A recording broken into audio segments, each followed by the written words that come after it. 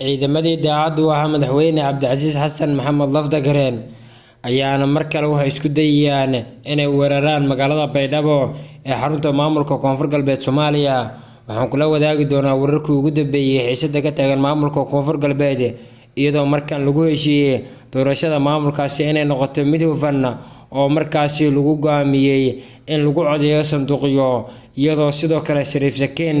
uu yahay musharaxa ugu cadcad ee dowladda federaalka Soomaaliya ay markaasi maara u laadahay ayaan muuqaalkan ku daawan doontaan soo dhawaada daawadayaal.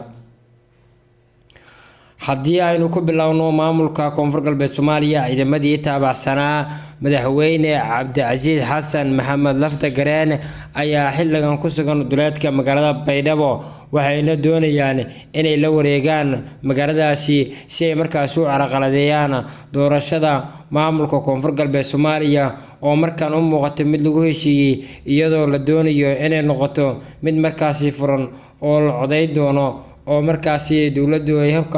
ay doonayso inay meesha geysto waa madaxweynaha maamulka Koonfur Galbeed Soomaaliya hay'adda waa gudoomiyaha golaha shacabka Sheekh Aadan Nuur Aadan Madoobe.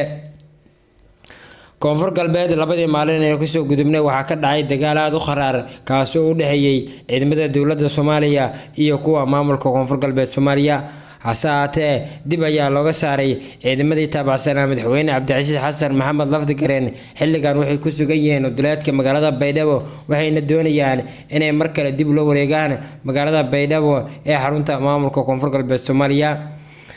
doorashada golaha wakiilada iyo tan madaxweynaha ayayna dowladdu go'aamisay in markaasi lagu qabto magaalada Baydhabo ee maamulka Koonfur Galbeed Soomaaliya. doorashadan oo muran ka taagnaa iyo markaasi ciidamadii Lafdagareen oo markaasi carqaladeynayay ayayna dowladdu waxay markaasi sheegtay in xilligan laga qaban doono magaalada Baydhabo ee markaasi xarunta maamulka Koonfur Galbeed Soomaaliya. doorashadan oo dhawaan muran ka taagnaa ayaa dowladdu waxay maara u leedahay Shariif Sakiin oo ah madaxweynihii hore ee maamulka Koonfur Galbeed Soomaaliya waxayna markaasi doonaya inuu noqdo waa madaxweynaha maamulka Koonfur Galbeed Soomaaliya. hase ahaatee dowladdu waxay damacsan tahay inay halkaasi geyso waa Sheekh Aadan Nuur Aadan Madoobe. doorashadan oo markaasi lagu muransanaa ayayna dowladdu waxay shaacisay in loo qaban doono qaab furan oo markaasi iyadoo dowladdu ay markaasi ka warqabto awoodda uu leeyahay Shariif Sakiin oo ah madaxweynihii hore ee markaasi maamulka Koonfur Galbeed Soomaaliya. ciidamadii daacaddu ahaa madaxweyne Cabdicasiis Xasan Maxamed Lafdagareen ayaa iyaguna markaasi carqalad weyn oo hortaagan doorashadan iyadoo maanta dagaalo goosgoos ay ka dhaceen duleedka magaalada Baydhabo ee xarunta maamulka Koonfur Galbeed Soomaaliya. wixii taasi ka dambeeyay dowladda Soomaaliya ciidamo dheeraad ah ayay waxay geysay duleedka magaalada Baydhabo waxayna doonaysaa inay halkaasi ka howlgalaan si uga hortagaan ciidamada daacaddu ah madaxweyne Cabdicasiis Xasan Maxamed Lafdagareen ee markaasi waqtigan doonaya inay la wareegaan magaalada Baydhabo ee xarunta maamulka Koonfur Galbeed Soomaaliya.